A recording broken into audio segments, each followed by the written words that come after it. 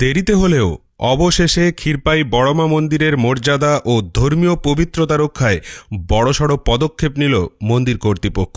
সম্প্রতি মন্দির চত্বরে বড়মায়ের খড়গ হাতে নিয়ে শায়িত দেবাদিদেব মহাদেবের বুকে পা রেখে এক মহিলার রিল বানানোর ঘটনা ঘিরে তীব্র বিতর্ক ছড়ায়। এই ঘটনাকে হিন্দু ধর্মের অবমাননা বলে অভিযোগ তুলে প্রথম থেকেই সোচ্চার ছিল বিশ্ব হিন্দু পরিষদ। ক্ষীরপাইবাসী ও বড়মায়ের ভক্তরাও একজোট হয়ে অভিযুক্ত মহিলার বিরুদ্ধে পুলিশের দ্বারস্থ হন। এই ঘটনার পর থেকেই সকলের নজর ছিল মন্দির কর্তৃপক্ষ কী ধরনের ব্যবস্থা নেয় সেদিকে। অবশেষে সেই প্রশ্নের উত্তর মিলল। বড়মায়ের প্রতিষ্ঠাতা শুদ্ধদেব রায় স্পষ্ট জানিয়ে দিলেন, এই ধরনের আচরণ তারা কোনোভাবেই মেনে নিতে পারছেন না। ঘটনার প্রেক্ষিতে বৃহস্পতিবার সকালে মন্দিরে নতুন করে বিশেষ অভিষেক সম্পন্ন করা হয়, যাতে দেবীর পবিত্রতা ও মর্যাদা অক্ষুণ্ণ থাকে। এর পাশাপাশি ভবিষ্যতে এমন ঘটনার পুনরাবৃত্তি রুখতে কড়া সিদ্ধান্ত নিয়েছে মন্দির কর্তৃপক্ষ। জানানো হয়েছে, এবার থেকে মন্দিরের রেলিংয়ের ভেতরে মোবাইল ফোন সম্পূর্ণ নিষিদ্ধ থাকছে। ভক্তরা দর্শন ও প্রার্থনা করবেন যথাযথ ধর্মীয় শালীনতা ও নিয়ম মেনেই। এই বার্তাই স্পষ্ট করে দিল ক্ষীরপাই বড়মা মন্দির কর্তৃপক্ষ।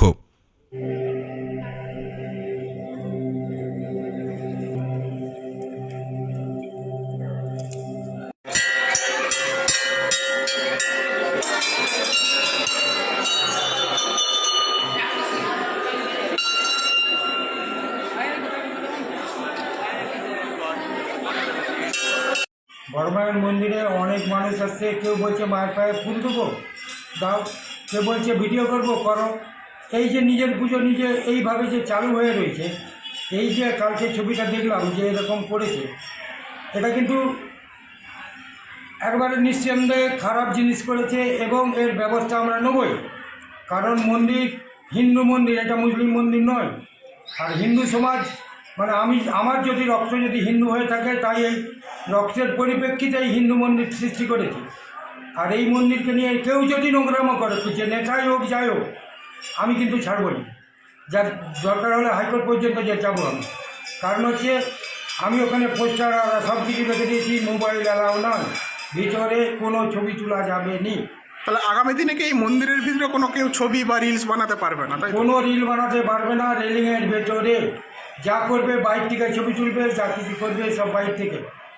একটা কথা হচ্ছে, যে কোনো মানুষ যে কিছু করলেই আমাদেরকে বলে যে করব, মায়ের পা দিয়ে একটু প্রণাম করবো, মায়ের কাছে একটু পা ধরে গড়াবো, আর গড়ি নাও।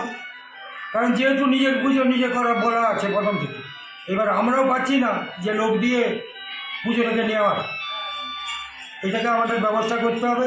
এটা আমাদের দৃঢ় সংকল্প। আর ভিডিও এটা যে করেছে দারুণ অপরাধ করেছে, তার ব্যবস্থা আমি নেবই। তাহলে আজ থেকে কি মন্দিরে নজরদারি থাকছে না? একদম নজরদারি থাকছে, 3 জন লোক সবসময় থাকছে।